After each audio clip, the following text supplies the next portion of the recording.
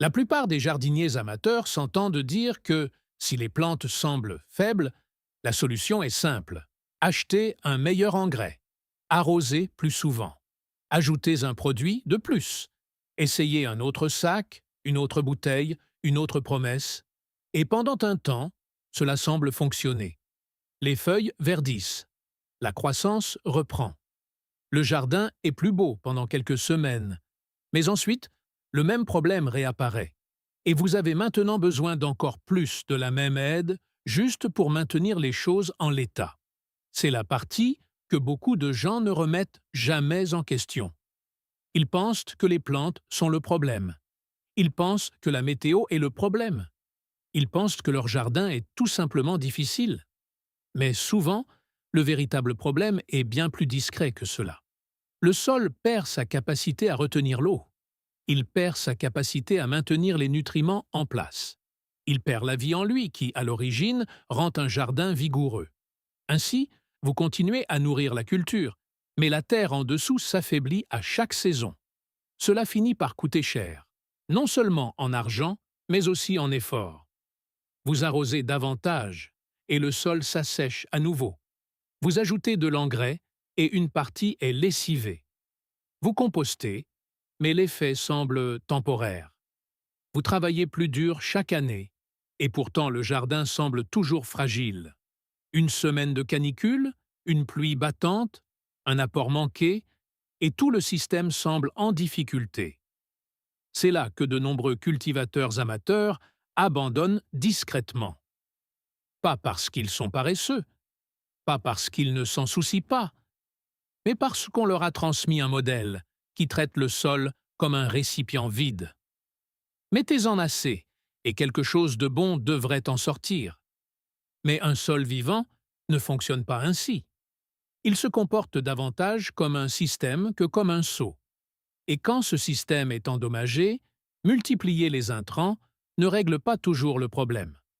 Parfois, ils ne font que masquer la faiblesse un peu plus longtemps. Il existe une réponse plus ancienne à cela. Une réponse bien plus ancienne. Bien avant les jardineries, les catalogues d'irrigation ou les boosters de sols commerciaux, les gens bâtissaient des terres qui restaient fertiles pendant des générations. Pas pour une saison, pas pour quelques années, pour des siècles. Dans une partie du monde, ils ont créé un sol si noir, si riche et si étrangement vivant que les scientifiques modernes ont été contraints d'admettre une chose inconfortable. Des populations sans technologie moderne avaient trouvé un moyen de rendre durablement meilleures des terres super pauvres. Et, le plus surprenant, c'est ce qu'ils utilisaient. Pas une formule brevetée, pas un minéral rare, rien de ce que vous devez commander en ligne. Simplement des déchets végétaux brûlés, produits d'une manière très particulière. Si vous comprenez ce système, même au simple niveau d'un jardin familial, vous arrêtez de ne penser qu'à nourrir la récolte de la semaine. Vous commencez à penser à bâtir une terre capable de soutenir votre famille année après année, avec moins d'eau, moins d'intrants achetés, et bien plus de stabilité que ce que la plupart des gens pensent possible. C'est ici que commence cette histoire. La plus grande erreur du jardinage amateur n'est pas un manque d'effort. C'est un modèle défaillant. On a appris à la plupart des gens à considérer le sol comme quelque chose de passif. De la terre dans un bac surélevé, de la terre dans un pot, de la terre dans un champ. Si les plantes ont faim, ajoutez des nutriments. Si elles flétrissent, ajoutez de l'eau. Si les rendements chutent, remplacez ce qui manque. Cela semble raisonnable, et parfois cela fonctionne pendant un temps. Mais cela vous habitue à gérer les symptômes au lieu de renforcer le système qui se trouve dessous. C'est pourquoi tant de jardins deviennent dépendants. Une fois que le sol perd sa structure, l'eau le traverse trop rapidement, ou pas du tout. Une fois que la biologie s'appauvrit, les nutriments deviennent moins accessibles aux racines. Une fois que la matière organique se décompose sans rien de stable pour la soutenir, tout l'espace de culture devient réactif. Vous ne travaillez plus avec le sol. Vous le maintenez sous perfusion. Ce n'est pas votre faute. C'est ainsi que le jardinage moderne est souvent vendu aux gens ordinaires. Résultat rapide. Correction immédiate. Solution saisonnière. La plupart des conseils se concentrent sur ce que vous devriez ajouter ensuite, et non sur la manière de créer une terre qui devient plus fiable au fil du temps. Les gens supposent donc qu'ils ont besoin de plus de produits, alors qu'ils ont en réalité besoin d'une meilleure base. Un sol sain n'est pas seulement un espace de stockage pour les racines. C'est une structure vivante. Il retient l'humidité. Il amortit les changements de température. Il empêche les nutriments de se perdre trop vite. Il offre aux microbes bénéfiques un lieu de vie. Il crée de la stabilité. Lorsque cette stabilité est présente, les plantes n'ont pas besoin d'être secourues si souvent. Elles poussent simplement au sein d'un système plus robuste. C'est pourquoi certains jardins semblent faciles. Pas parce que ces jardiniers ont de la chance, pas parce que leurs graines sont magiques, mais parce que la terre elle-même travaille avec eux. L'eau dure plus longtemps. Les nutriments restent là où les racines peuvent les atteindre. La vie microbienne soutient la croissance de manière que vous ne pouvez pas toujours voir, mais que vous pouvez certainement ressentir au milieu de l'été quand votre plate-bande produit encore, alors que celle d'un autre est déjà épuisée. La dure réalité est la suivante. Beaucoup de gens dépensent de l'argent pour remplacer des fonctions qu'un bon sol devrait déjà assurer. Si votre terre ne peut pas retenir l'eau, vous compensez par l'irrigation. Si elle ne peut pas retenir les nutriments, vous compensez par l'apport d'engrais. Si elle manque de vie, vous compensez par des produits qui promettent de la réveiller. Cela devient un cycle. Et de tels cycles peuvent occuper un jardinier pendant des années, sans jamais rendre le jardin véritablement résilient. La meilleure voie est plus lente, mais elle est plus solide. Au lieu de se demander « qu'est-ce que je peux verser sur cette plate-bande tout de suite ?», vous commencez à vous demander « qu'est-ce que je peux construire dans ce sol pour qu'il fonctionne mieux l'année prochaine qu'aujourd'hui ?» C'est un état d'esprit différent. Il privilégie la fonction à long terme sur la correction à court terme. Il privilégie les systèmes sur les solutions miracles.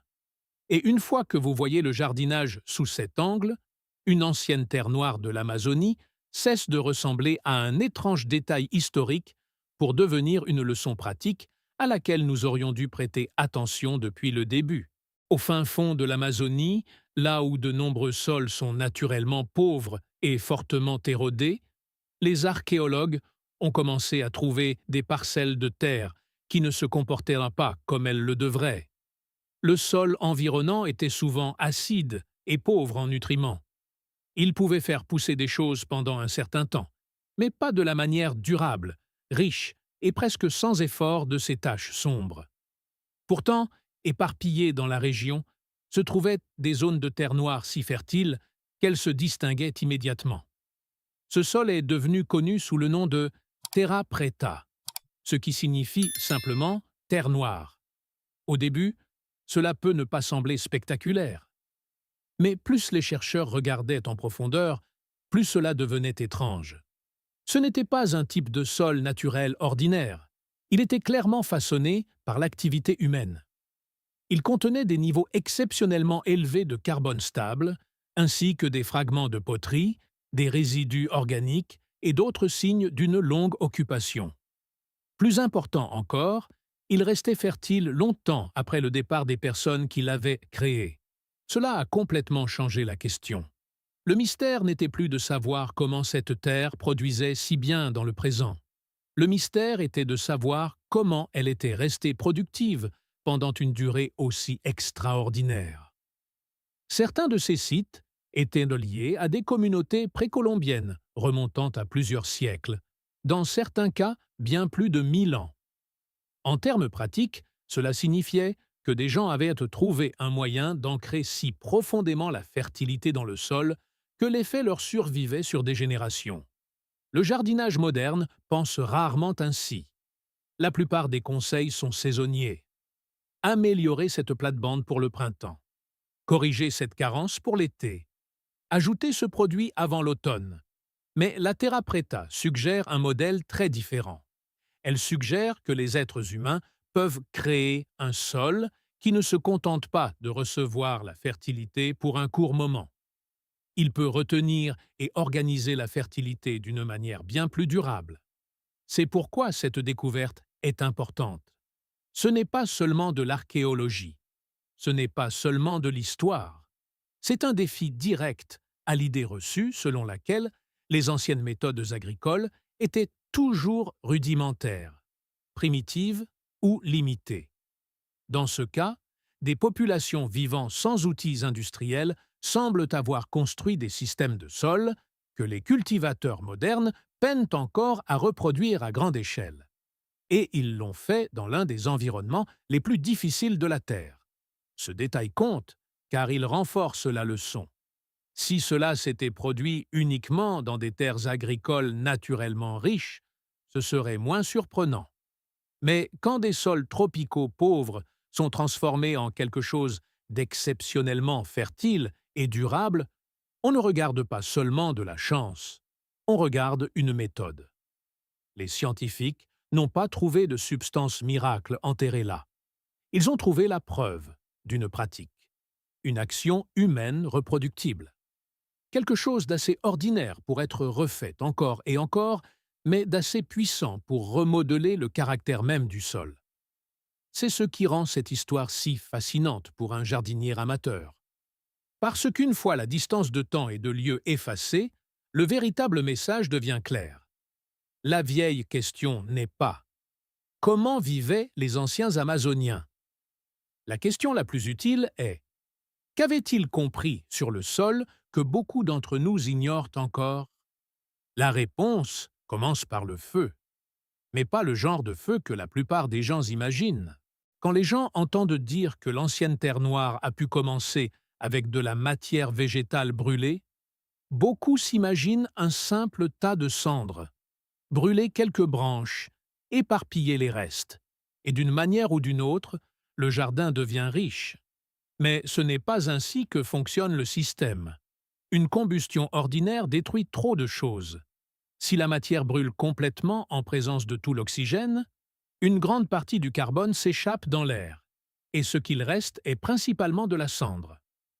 La cendre peut être utile en petite quantité, mais ce n'est pas la même chose. Ce qui rendait la Terra Preta différente, ce n'était pas seulement que quelque chose avait été brûlé, c'était la manière dont cela avait été brûlé. C'est là que l'histoire devient étonnamment pratique. Lorsque du bois, des tiges, des cosses ou des déchets de jardin secs sont chauffés avec très peu d'oxygène, ils ne brûlent pas de la manière habituelle. Au lieu de se transformer rapidement en flamme, puis en cendre, une grande partie de la matière est convertie en une structure riche en carbone. Légère, sombre, remplie de pores minuscules, suffisamment stable pour rester dans le sol pendant très longtemps. Aujourd'hui, nous appelons ce matériau le biochar. Ce mot sonne moderne, mais l'idée est ancienne. Et une fois qu'on l'a comprise, beaucoup de choses commencent à prendre sens. Pourquoi le sol est resté noir? Pourquoi il a conservé sa fertilité? Pourquoi il a si bien soutenu la vie? Pourquoi il ne s'est pas dégradé après quelques saisons des pluies? Le carbone n'était pas là comme un ingrédient éphémère. Il était là comme une ossature. C'est la partie que beaucoup de gens oublient. Le biochar n'est pas principalement une nourriture pour plantes en soi. Il ne se comporte pas comme un engrais puissant qui force une croissance rapide par lui-même. Son pouvoir est plus discret que cela. Il modifie les conditions autour des racines. Il offre à l'eau plus d'endroits où rester. Il offre aux nutriments plus de surface auxquelles s'accrocher. Il offre aux microbes bénéfiques un abri protégé dans le sol. En d'autres termes, il aide tout le système du sol à mieux fonctionner. C'est pourquoi l'effet peut sembler presque disproportionné. Un jardinier regarde une poignée de matière noire et se demande comment quelque chose d'aussi simple peut avoir autant d'importance. Mais le secret n'est pas dans le volume, il est dans la structure. Un morceau de carbone poreux peut sembler petit de l'extérieur, mais intérieurement, il contient une surface énorme. C'est ce qui le transforme d'un simple morceau de charbon en une sorte d'habitat durable. Désormais, l'histoire de l'Amazonie semble moins mystique. Les anciens n'utilisaient peut-être pas de langage de laboratoire, mais ils comprenaient probablement les résultats par l'observation.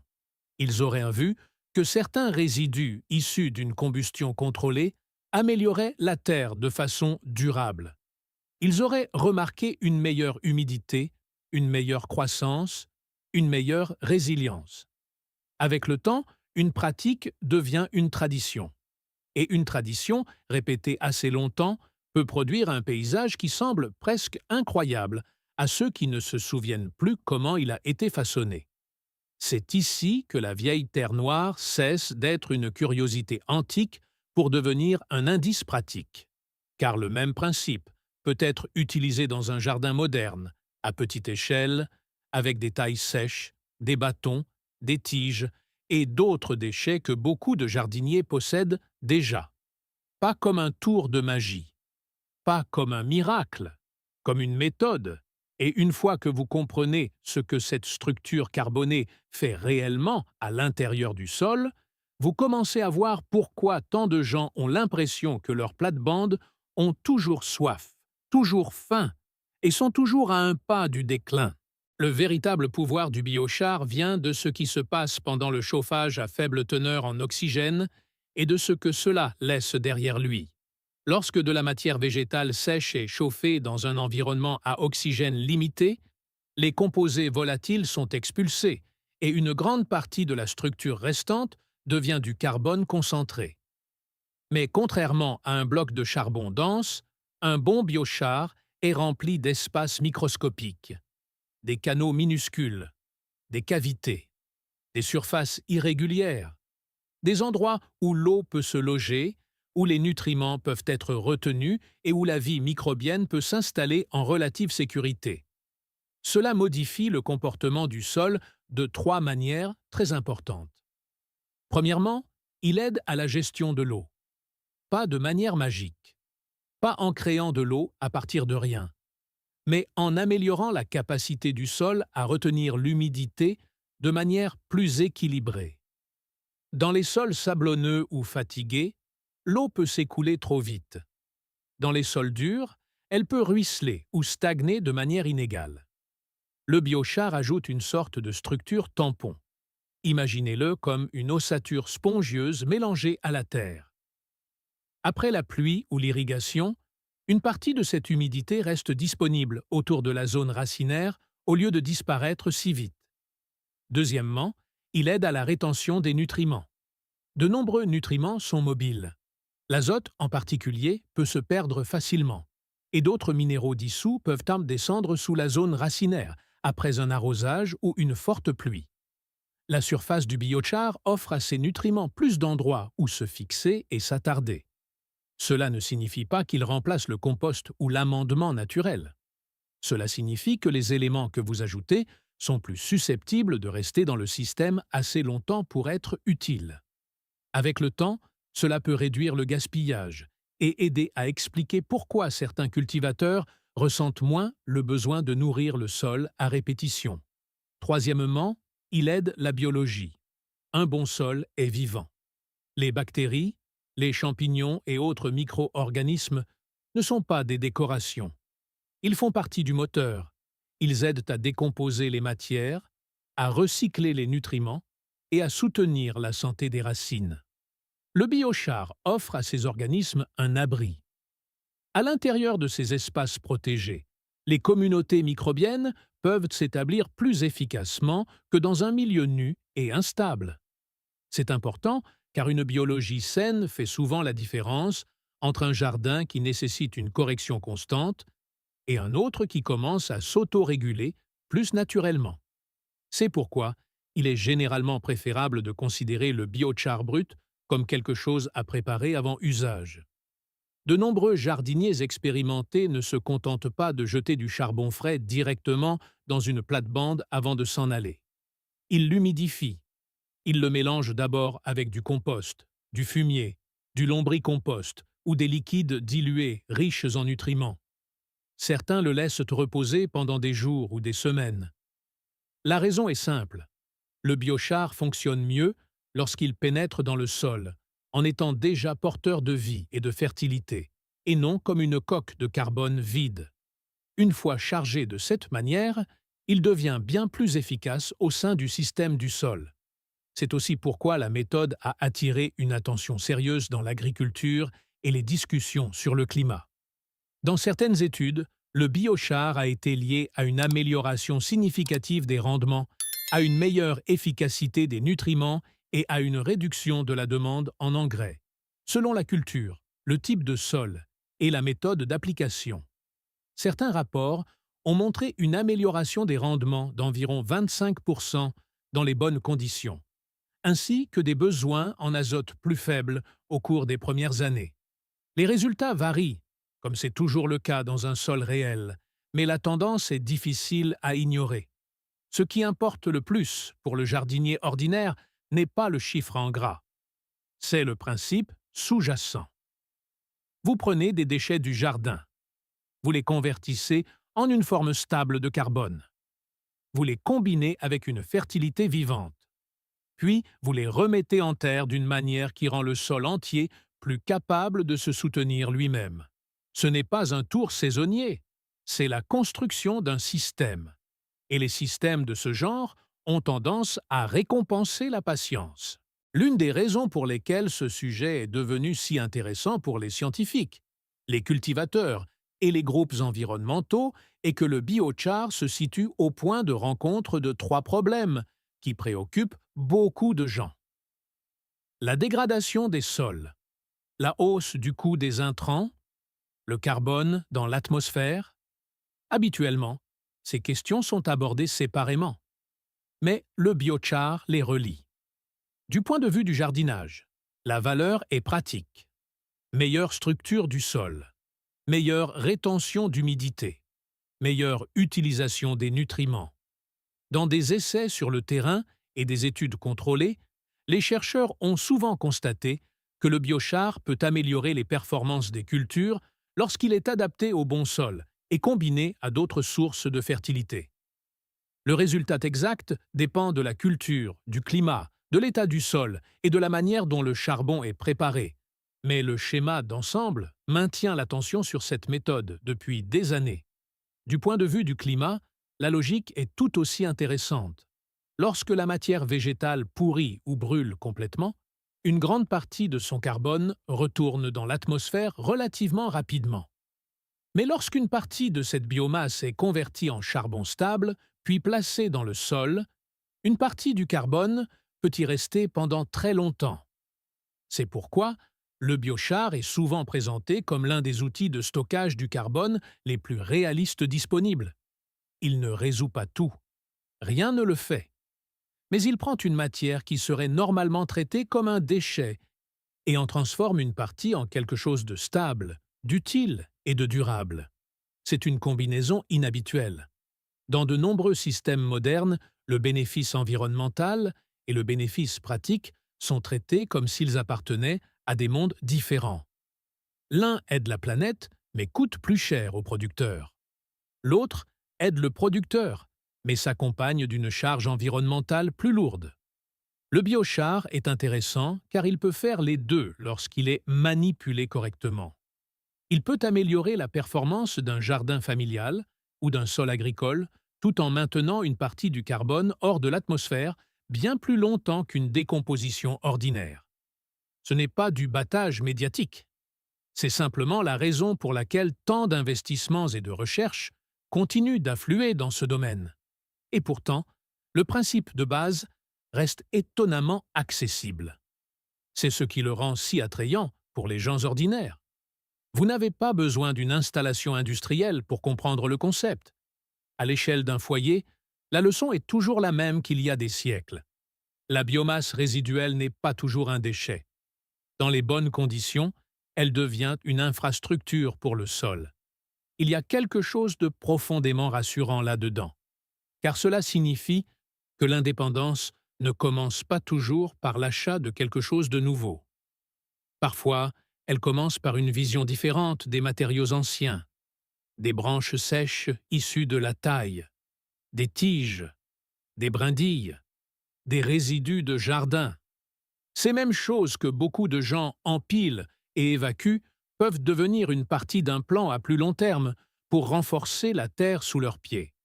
Et une fois que vous commencez à penser ainsi, le jardinage change. Vous cessez de voir chaque saison comme une nouvelle lutte qui repart de zéro. Vous commencez à voir chaque saison comme une chance de renforcer vos capacités. Un peu plus de capacité de rétention d'eau, un peu plus de vie biologique, un peu moins de dépendance aux sacs et aux bouteilles, un peu plus de résilience lorsque la météo devient difficile. Ce genre de progrès n'est pas tape à l'œil, mais c'est celui qui dure. Au niveau du jardin familial, cela n'a pas besoin d'être compliqué. L'une des façons les plus simples de produire de petits lots de biochar est d'utiliser un récipient métallique de base, souvent quelque chose comme un vieux baril en acier ou une petite boîte métallique adaptée à un usage extérieur sécurisé. L'idée n'est pas de créer un feu géant. L'idée est de créer une combustion contrôlée avec peu d'oxygène pour que la matière se carbonise au lieu de disparaître en cendres. Une approche courante et peu coûteuse est le brûlage de type tirage ascendant allumé par le haut. La biomasse sèche va dans le récipient. De petits bâtons, des tailles, des cosses ou d'autres déchets de jardin non traités peuvent bien fonctionner tant que le matériau est assez sec pour se carboniser proprement. Le feu est allumé par le haut plutôt que par le bas.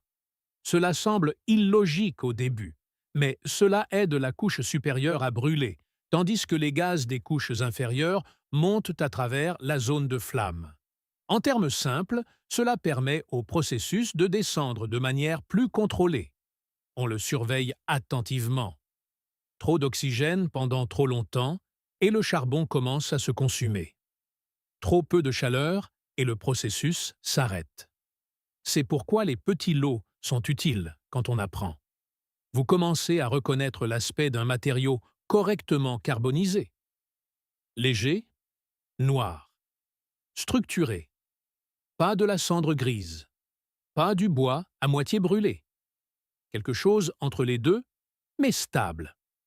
Une fois l'étape de carbonisation terminée, le processus est arrêté en éteignant avec de l'eau ou en couvrant de manière à couper l'oxygène, selon l'installation.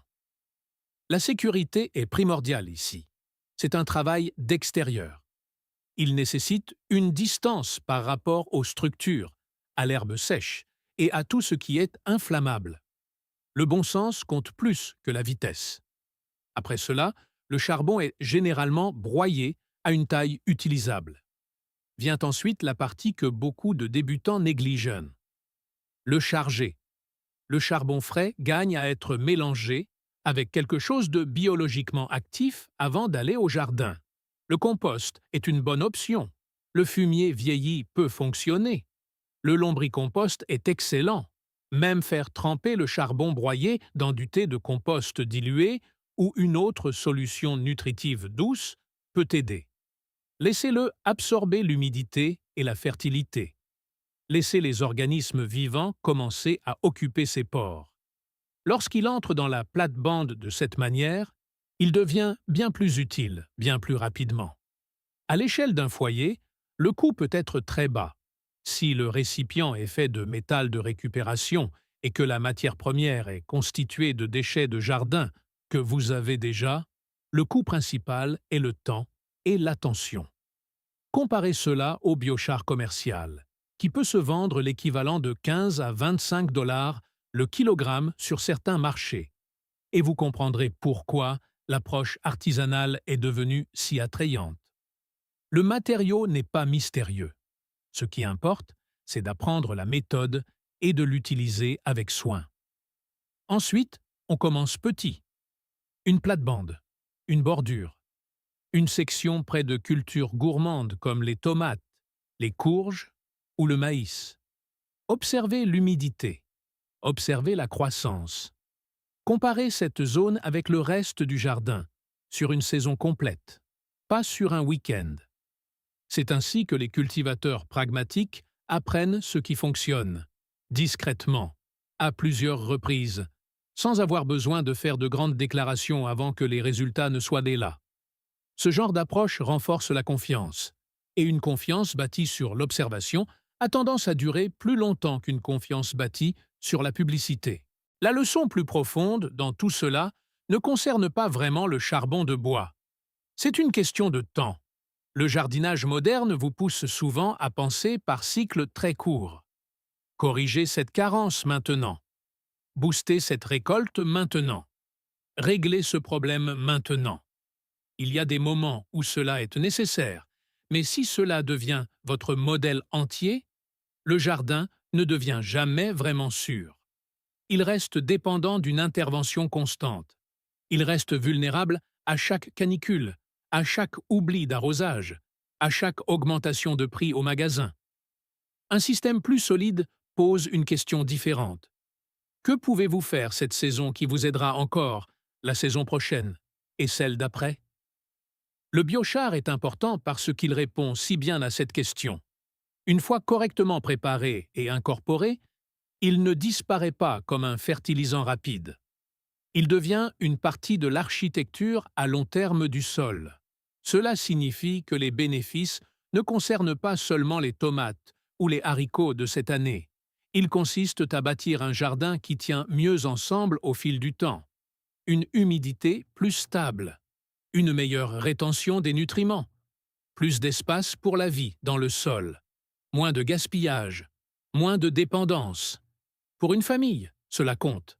Pas de manière abstraite, à l'échelle du budget course, à l'échelle de la facture d'eau estivale.